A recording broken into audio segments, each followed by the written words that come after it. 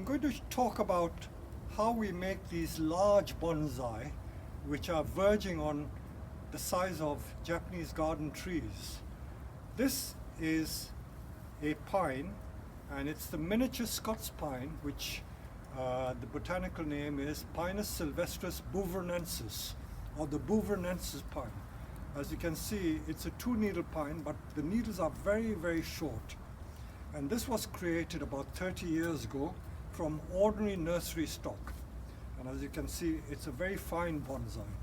I'm going to show you how we make a bonsai of this kind in all sorts of different sizes. So we'll move on and show you some others that we've made on the nursery. Now these are Beuvronensis pines again, Pinus sylvestris beuvronensis, and it shows the type of trees we now develop for supplying to landscapers for making Japanese gardens. And we use the same bonsai pruning principles to shape these trees. Now if you come around here and you can see the beautiful trunks, you can see the layering of the branches, but none of this has been produced by wiring. This has simply been produced by pruning the right branches in the right place. You can wire them, but it shows that you can also produce these beautiful trees without wiring. If you just walk through here, you'll see so many examples. These are all large trees, verging on garden trees, but they're all pruned and shaped like bonsai. Some are more developed than others, but they're all in different stages of being made. Juniperus chinensis grey owl, and here again we're making these large garden trees. These have all been trained for about 25 or 30 years, and it's gradually getting there. As we walk through here, we have hundreds of these trees which were all grown from young plants, and they're all coming along nicely with lovely bonsai shapes. And in this instance, we have not used any wiring. These have all been created by pruning. Okay. This is another Beuvronensis pine, which has been made into a large bonsai. And this was wired at some stage, but you can see the beautiful shape that we've created from this tree. And they're all about 5 foot tall.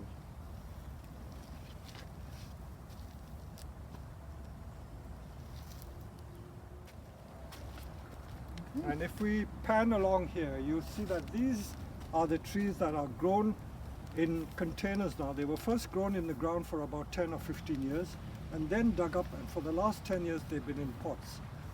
No training at all, but we will gradually getting to shaping all of them. These are all the Beuvronensis pines that we have.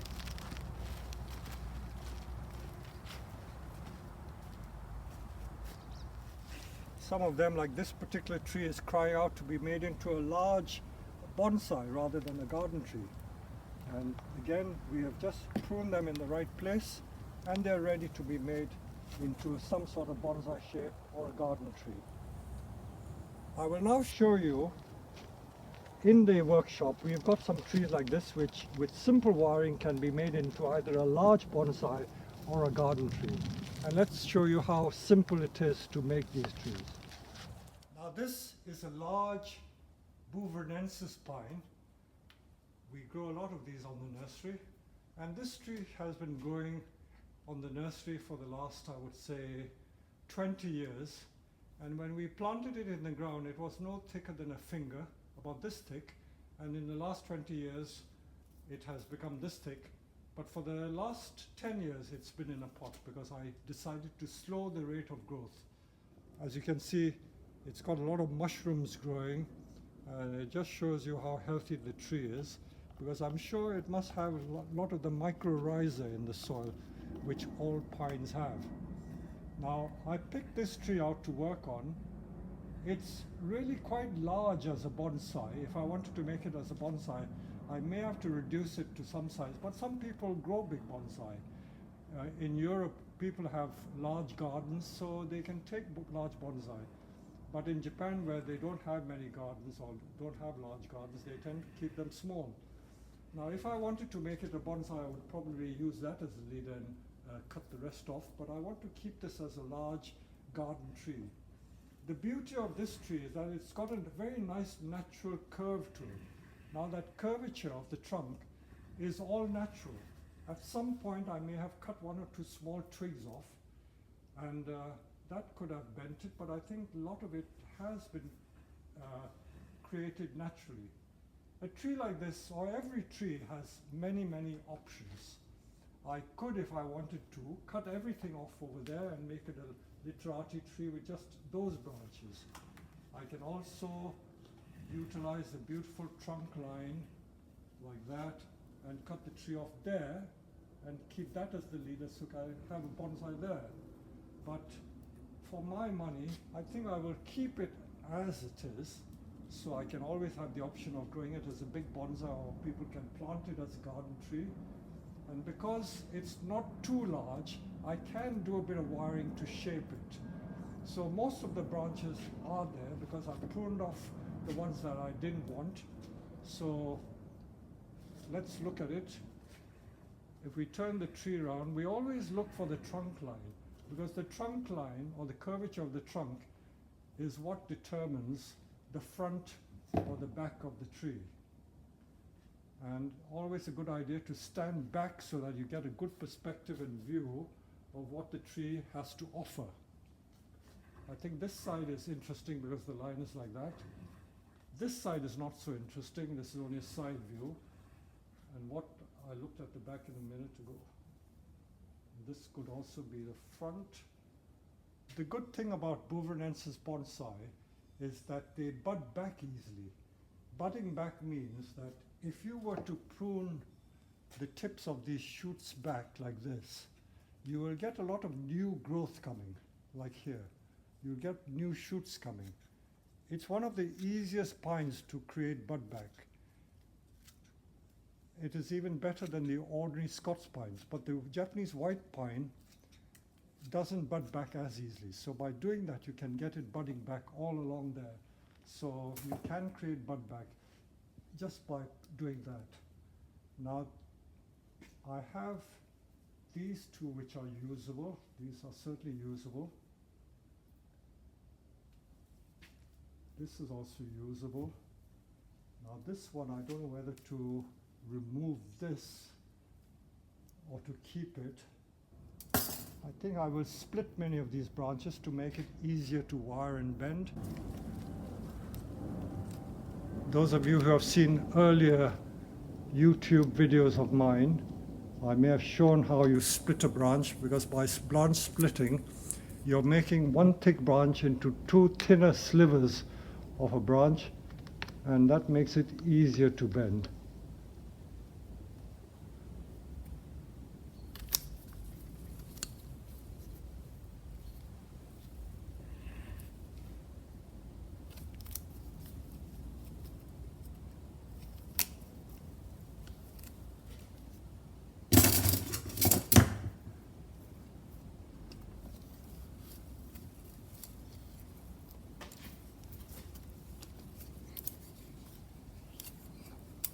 This is very thick wire. I think it's 5 or 5.5 millimeter wire.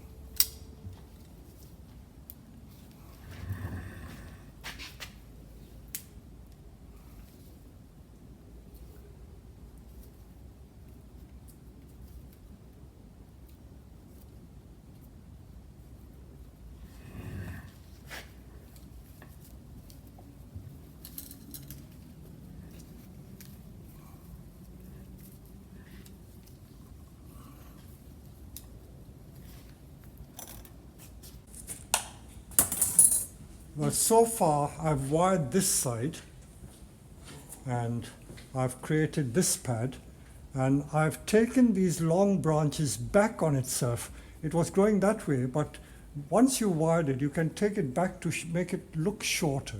So you can shorten the branch by doing that. taking it back and then let it go through there. Now the next two are going to be these two branches. As I may have explained in earlier YouTube videos, that we always wire branches in pairs, which is called the two-branch principle. So we seek out branches which are fairly similar in thickness. So these two are similar in thickness. So I'm going to wire these two together using one piece of wire. This is the classic two-branch situation where we are going to use one wire to go through these two branches. So one branch acts as the anchor for the other, and it makes for a much neater wiring. So, because we've got the two branches, we'll take the wire on the back of the trunk to give it that much more stability. And then we come on to this branch. So the two branches are counterbalancing each other.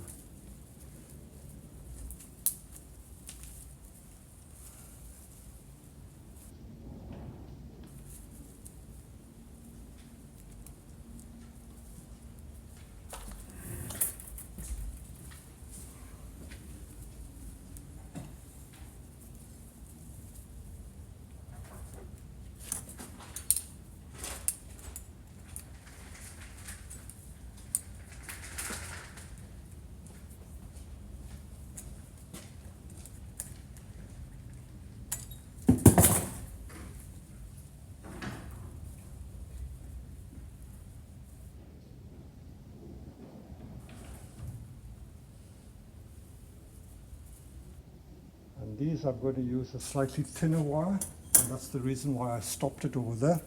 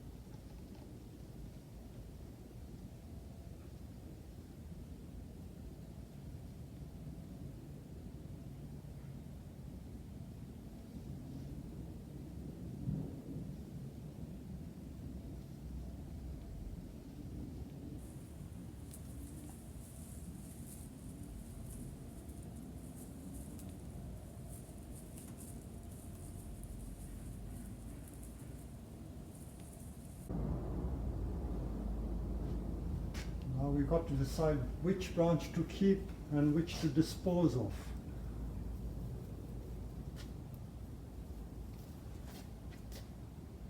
As I said, we could decide if we wanted to make it a classical bonsai, dispose of that and use this as the leader.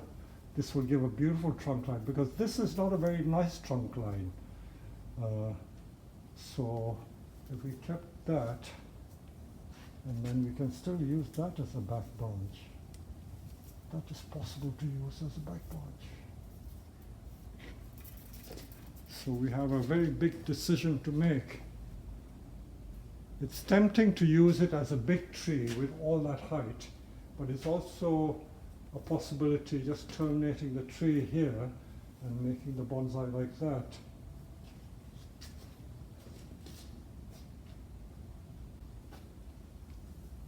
What we'll do is we'll wire these just for fun and see how it turns out. If it turns out all right, we'll keep it. If it doesn't turn out all right, we will dispose of it. I'm continuing to wire because I want to see what the tree would look like if I use the entire tree with this as the ultimate apex. And then if I like it, I may keep it. If I don't like it, I'll cut the whole thing off and revert to the shorter tree. So that's an option I want to keep open, but I will carry on wiring to see what it's like. And I'm sure different people will have different views because everyone's taste is different. What one person likes, someone else may not like. So there isn't really a right and a wrong choice. Sometimes it can be obvious, but this is an instance where it is really a matter of taste. I'll continue wiring the complete top. Now we have a problem branch here. This branch, it's leaning forward, and I'm not sure whether we can bend it backwards. If I bend it backwards, it is possible to do it because pines are very flexible. You can bend it backwards, but will I gain anything from that? It's also a bar branch, and besides I've got that as a back branch, so even if I used it like that, I may shorten it to see what the effect is like.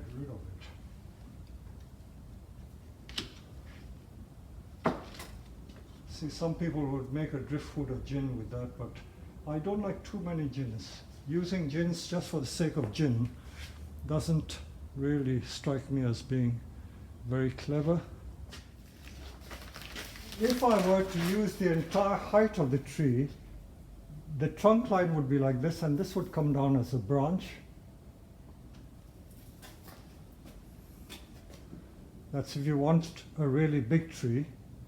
But if you don't want such a big tree, I still am inclined to come back to the shorter option.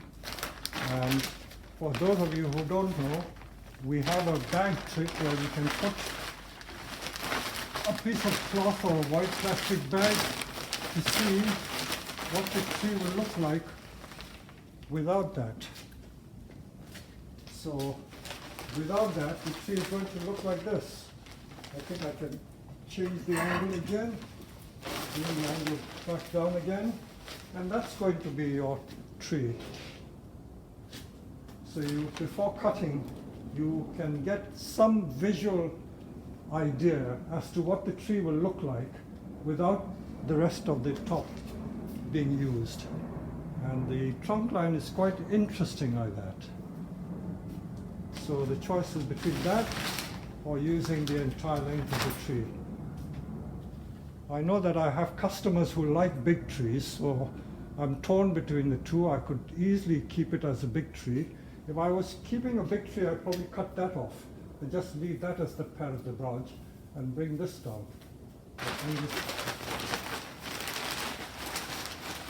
I won't use this bit. I won't use that bit.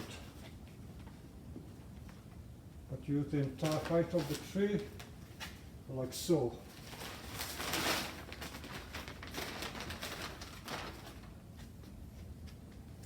But as I am trying to complete this YouTube video, I really need to take a decision. So I'm inclined to make it a shorter tree. When I use the saw, I always wear my left-hand glove because these saws are so dangerous, you can easily cut yourself. So when you use sharp implements, it's always a good idea to use a left-hand glove if you're right-handed, or vice versa if you're left-handed. So let's see what we can do if we cut it off. But rather than cut it off clean, we're going to make a bit of driftwood or gins, and we make a partial cut, and then we will break it and rip it off, like so. And then that also we can rip off, but rather than just saw it, I can probably see what the gin would be like that way. Maybe even make it a bit shorter. A partial cut at the back, and then rip it off, break it and rip it off. And then you can remove the bark either with the gin pliers or strip it with a penknife. I don't personally like too many gins because I'm not a great lover of gins. A lot of people love gins and sherries just for the sake of doing it. But if you're doing it just for the sake of doing it, that's the wrong wrong approach. I think the right approach is to ask yourself whether the gin and shari suits the tree. It's no good making gins and sharis just to prove a point that you can make gins and sharis. The overall effect should be aesthetic.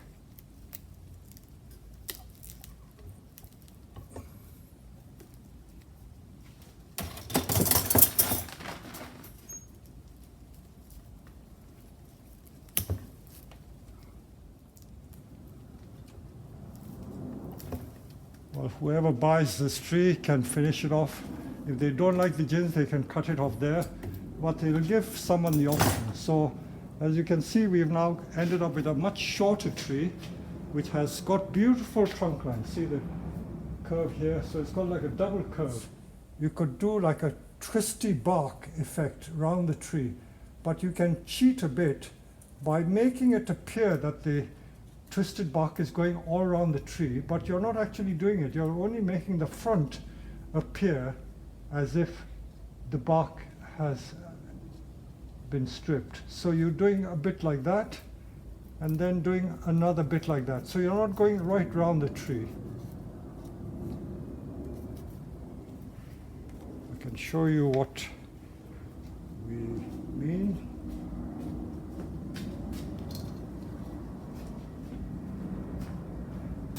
So this part, to coincide with that piece of driftwood, and we ended there. So that's the amount of bark I'm removing. I'm not going right around the trunk.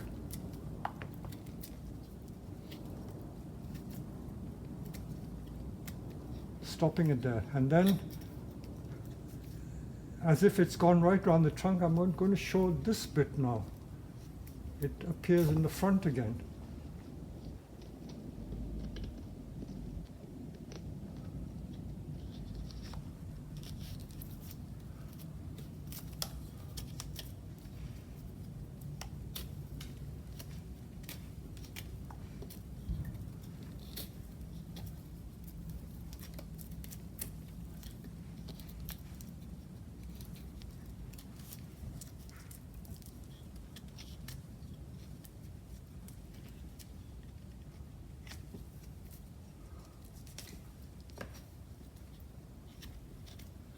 So the stripped wood is only visible from the front.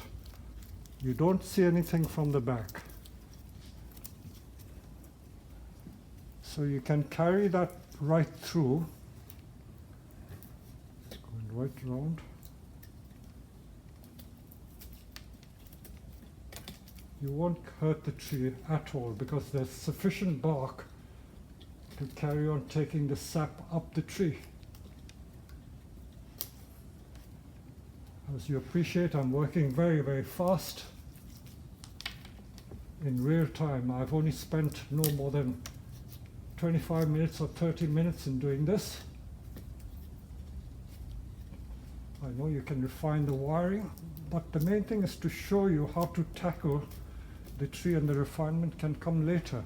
So you can see how the spiral appears to be going around it. You think it's going around there and coming out again there, but I haven't touched the back. It's only the front that is being done. So this is what we call a false spiral. And then they'll callus quite nicely, and then the next one could be somewhere here like that. And so you carry on doing it.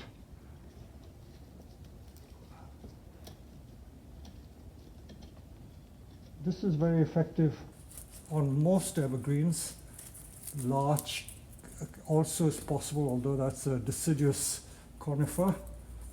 Junipers are particularly good for this, but pine also is good. So you get the idea. We create the spiral and it can go all the way around. And then you can refine it with a Dremel or whatever, but it's really to show you the principle of the false spiral. So we've created a tree with quite a lot of interesting features. We've reduced the height of the tree, and there you go. And we will probably put another bit of spiral here, and then I'll leave it in that pot for another year. Maybe in the spring we can pot it into a bonsai training pot, either a plastic bonsai pot or whatever, and this will become quite a nice bonsai in time to come. Incidentally, this tree was offered in our sale for only around 200 pounds, but no one took it up, so too bad. I've increased the value now, so it goes back on sale as a normal stock item. But I hope you enjoyed this video, and this is a tree that has shown so many different approaches to tackling this type of pine.